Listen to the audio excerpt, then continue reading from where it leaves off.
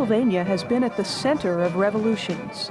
First, there was the American Revolution, in which the colonies broke away from England.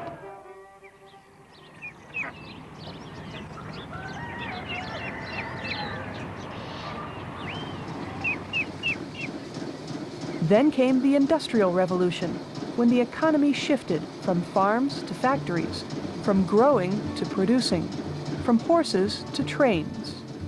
We set the ties, we cut the stone, we lay the rails for the railroad. We break our backs with pick and axe, with sweat and strain. We move the trains, with sweat and strain. We move the trains. And at the heart of the Industrial Revolution was the Allegheny Ridge. It provided coal, iron, and steel, the ingredients of the Industrial Revolution, to a waiting nation. The ridge was the engine of America during the Industrial Revolution.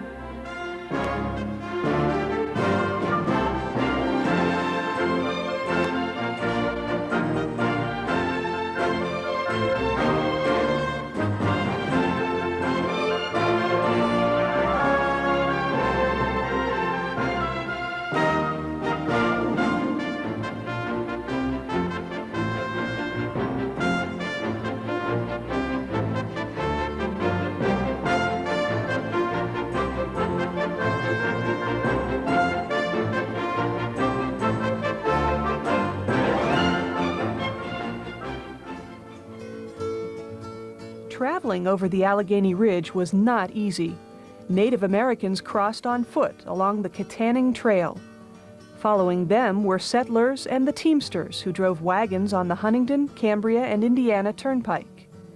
Then came the Portage Railroad, quickly replaced by the Pennsylvania Railroad when the Horseshoe Curve was built. The natural resources found in our area attracted major industries and the people to work in them.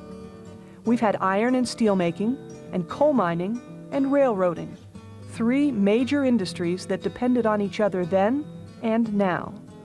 Coal fired the mills that turned out the steel to be transported by rail. These industries attracted thousands of immigrants. They were our grandparents, and our great-grandparents, and our great-great-grandparents. Their names bear modern testimony to the ethnic and cultural diversity of our ancestors. Now the West is within your reach. Open skies will greet you there. In a time not so long from now, trains will take you everywhere. So when you see a train upon the track, think of the rails beneath her wheels, and don't forget the man who put them there. Railroad workers, men of steel. Homer George, Joseph Genter and his wife, Martin Smolko. These are some of the people who shaped our history. They built the canal system, the Portage Railroad, and the Horseshoe Curve. They survived the Johnstown flood of 1889, and they struggled to improve working conditions in the coal mines. They are some of the people who drove the engine of America. We started out from Philly with dreams of heading west. They told us that for traveling, the main line was the best. Instead of north to Erie or south to C&O, it had to be the main line, the fastest way to go. Pennsylvania's first modern statewide transportation system consisted of canals connecting with rivers to form 800 miles of waterway, and of rail lines, which ran for 117 miles. They increased passage and commerce between Philadelphia and Pittsburgh, as well as points west. When the canal reached Hollidaysburg, it opened up Blair County and turned the Juniata Iron District from a local operation to a major producer. This is how one canal traveler described Hollidaysburg in 1835. Hollidaysburg has the air of a new clearing and looks so unfinished that one might suppose it to have been built within a year. Its site is good, rising gradually from the basin to a pleasant elevation. Many substantial buildings are going up, and it is evident that rapid increase is the destiny of the town. Hollidaysburg blossomed as an industrial and transportation center. The Ganister rock and silica sand found in the area were shipped to all parts of the United States in the mid-1800s. Hollidaysburg was considered one of the most prosperous communities between Philadelphia and Pittsburgh. For a short time, Hollidaysburg was a major center for building canal boats. It was no accident that a major change in canal boats occurred in Hollidaysburg.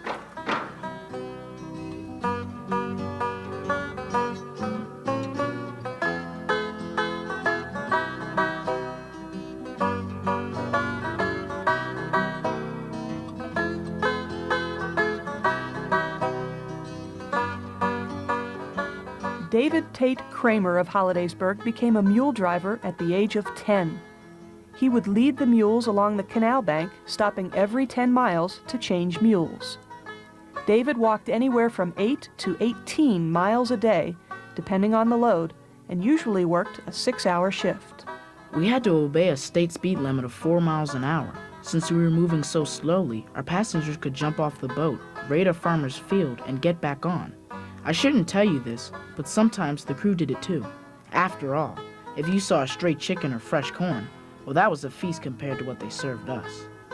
Getting over the ridge was something else. To solve that problem, the state authorized the building of the Portage Railroad, which went from Hollidaysburg to Johnstown. But the railroad could not go straight up the mountain because the angle was too steep. We never were expecting the ride that we would get. Canal boats, trains, and inclines, timetables had been set. An engineering marvel, most everyone would say, to cross the Alleghenies in only a few days. And so the Portage Railroad was designed around 10 inclines, 5 going up and 5 going down.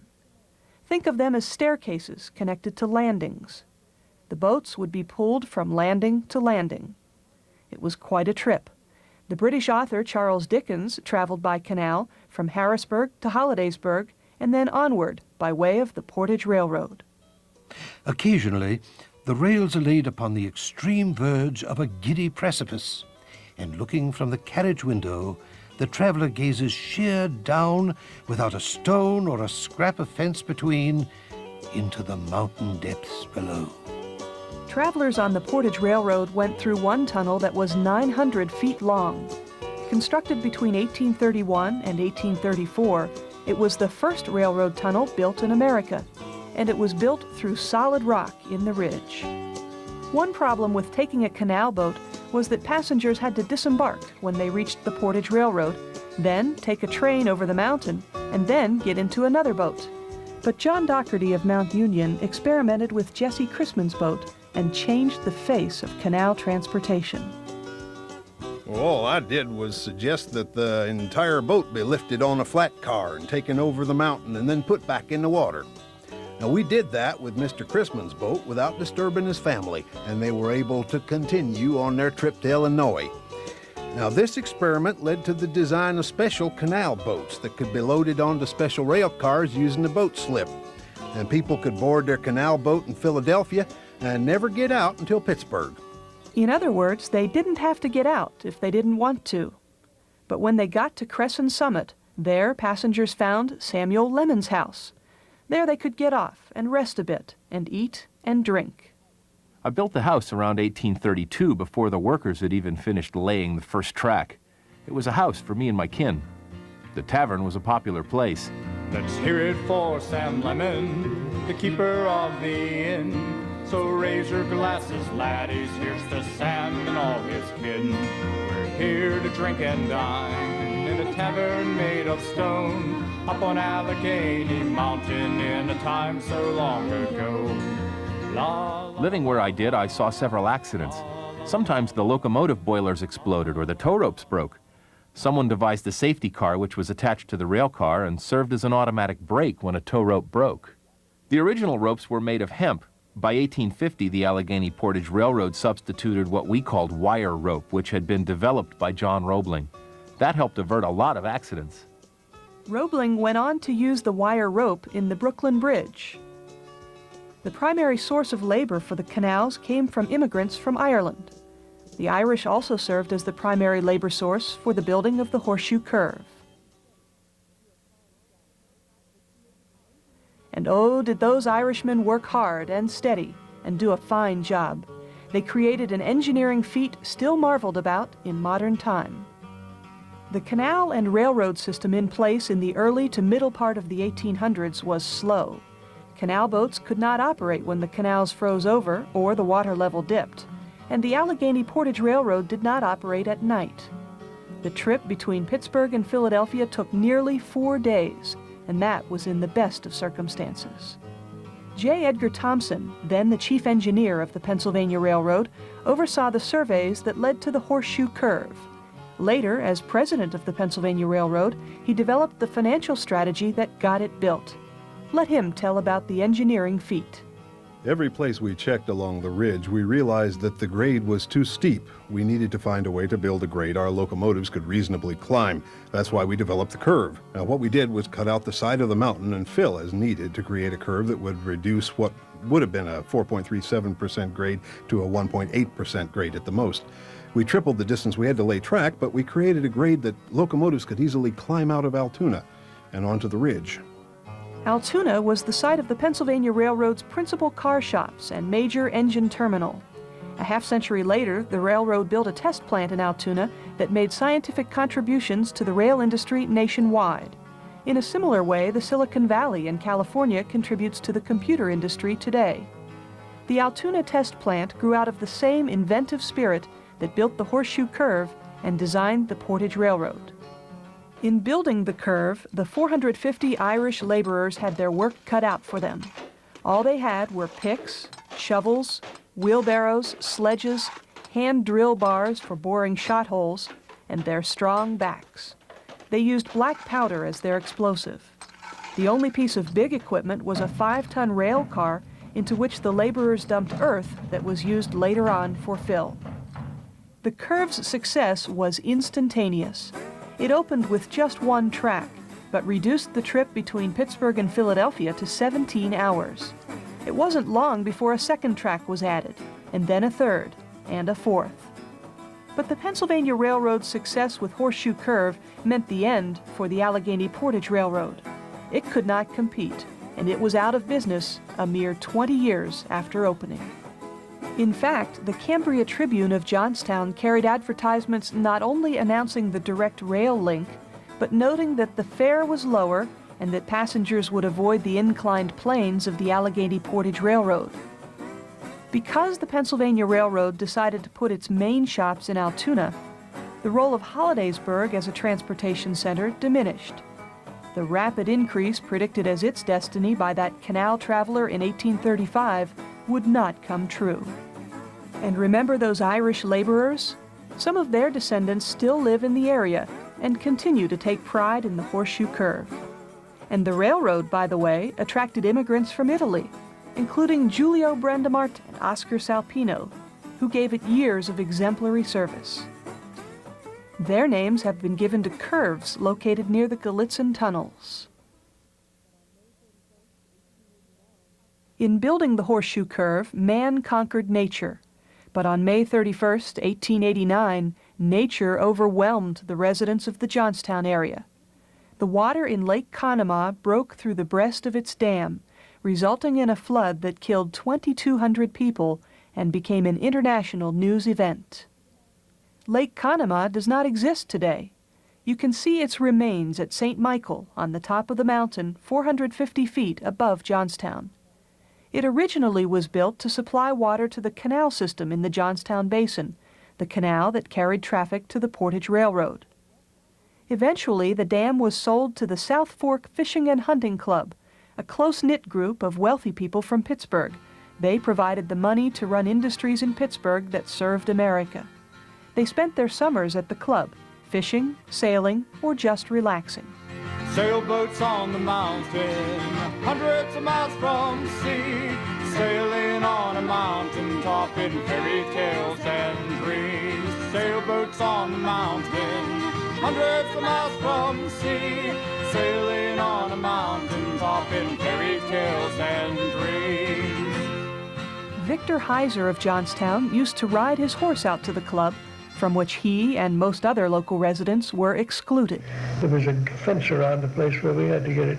We had to get in through there. There were nice farms all the way right up to the place. Yeah. Of course, this roads are now. It was a very poor road. You couldn't have run an automobile over it, but for riding it was all right, and the farmers used to market their produce with their wagons that way.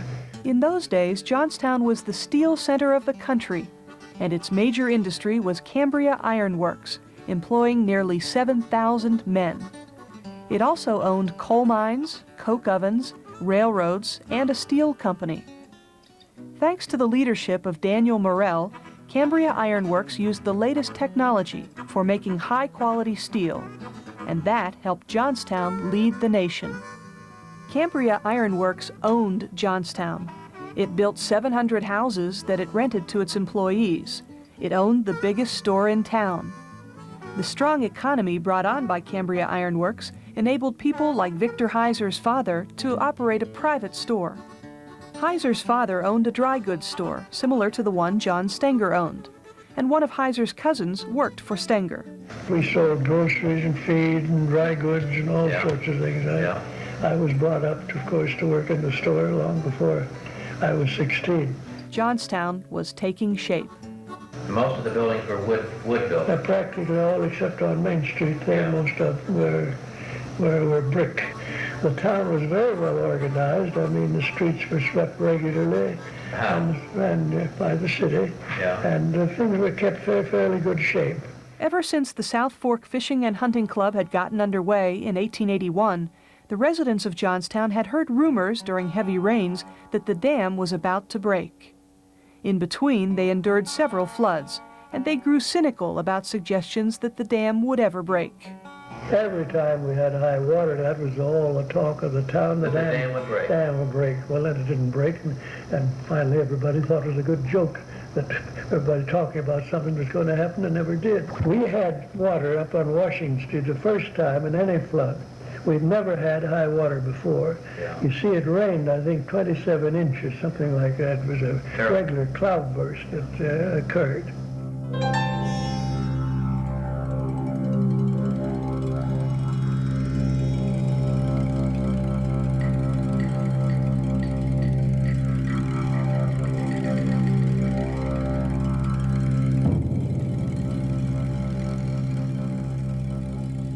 And then the dam broke. It gave way in the middle.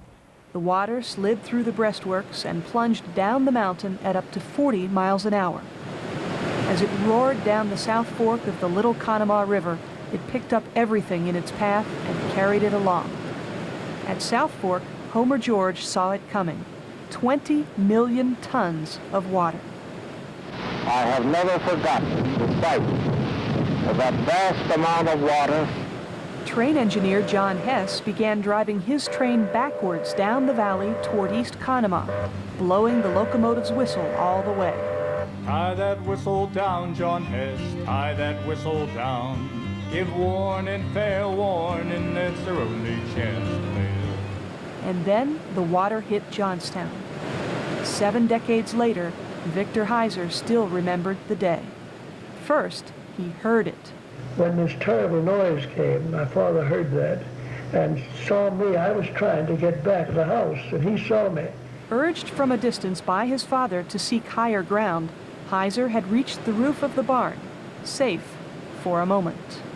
And the next second, it seemed to me just a minute, maybe it wasn't a minute, it struck our house and just gone like that. It was crushed, and the barn toppled over, and I had to run up on one side, and then we began gathering speed. And I saw a house right, the fence house, right in the way.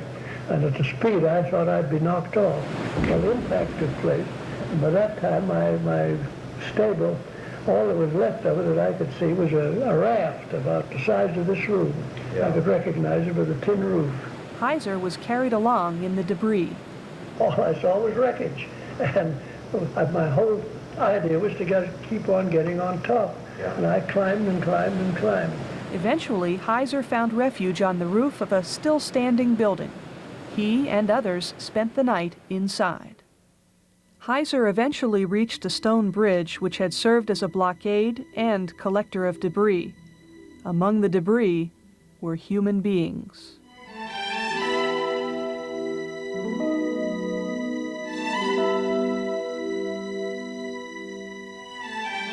When I got down there to the bridge, this thing was burning, and I heard cries, and another man near me. I said, let's go and see what this is. And we went out, and here was a woman caught with her leg in the wreckage, and the fire coming on.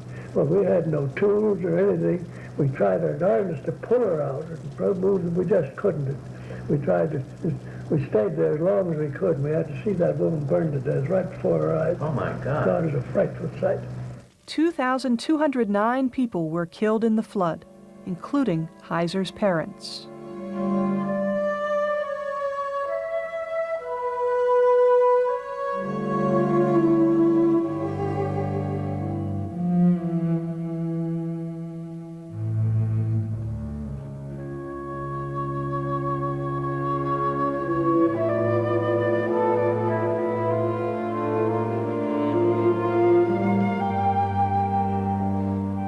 Rescue efforts began immediately. Clara Barton brought her newly created Red Cross to Johnstown to assist, and additional aid poured in. Johnstown was reborn. The break in the dam provided the Pennsylvania Railroad with an opportunity to run a rail line up the valley. The Berwind White Coal Mining Company could now link St. Michael with its main operation at Windber. Many people had known about the rich deposits of coal in the area, but until the railroad provided transportation to outside markets, mining was not a major activity. The opportunities for work attracted a new wave of immigration from Eastern and Southern Europe. Miners at Windber had a much harder fate. They worked 10 long hours while others worked just 8.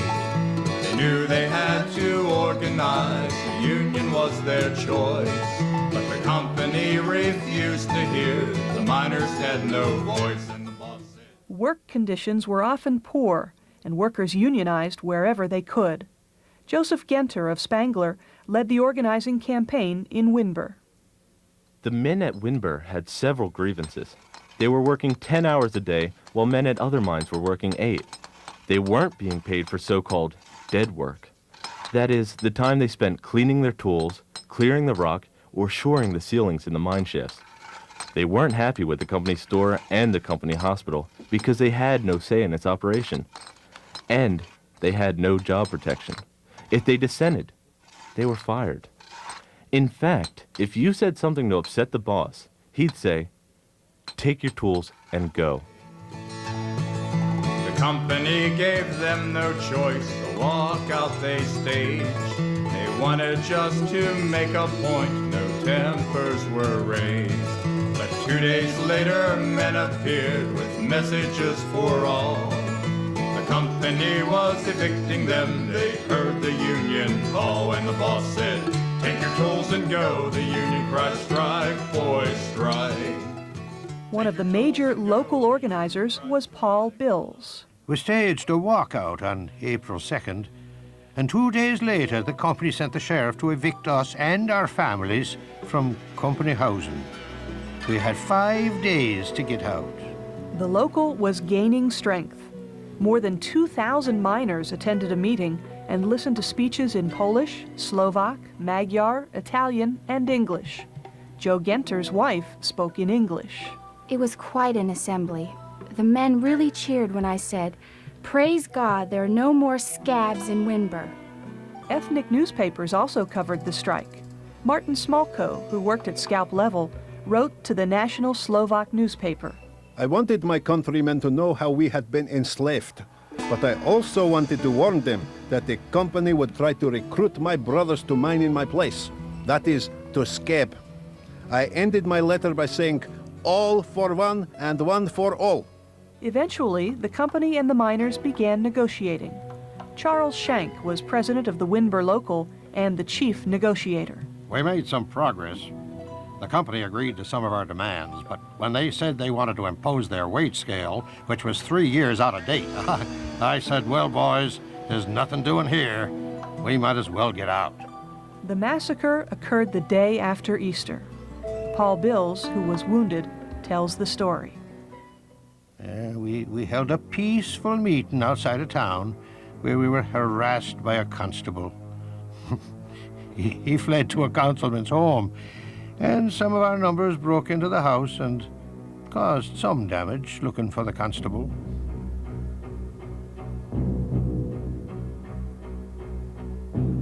A little later, nearly a dozen miners were arrested and charged. None of them was involved, but they were taken to jail.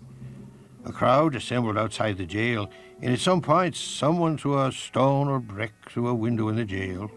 We started to walk away, but it was too late. The company had several guards outside the jail, and they fired on the crowd. They killed 3 men outright. They wounded me and shot a 10-year-old boy in the groin. 17 others had received some kind of wounds. The dead men were unarmed. The boy was just an onlooker. He died 2 days later.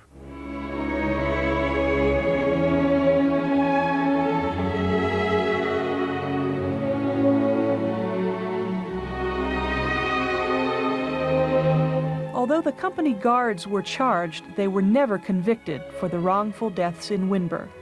The strike continued for 2 more months, and the company suffered because of reduced production, and the men and their families suffered the loss of wages. In July, the union settled its strike on the district level.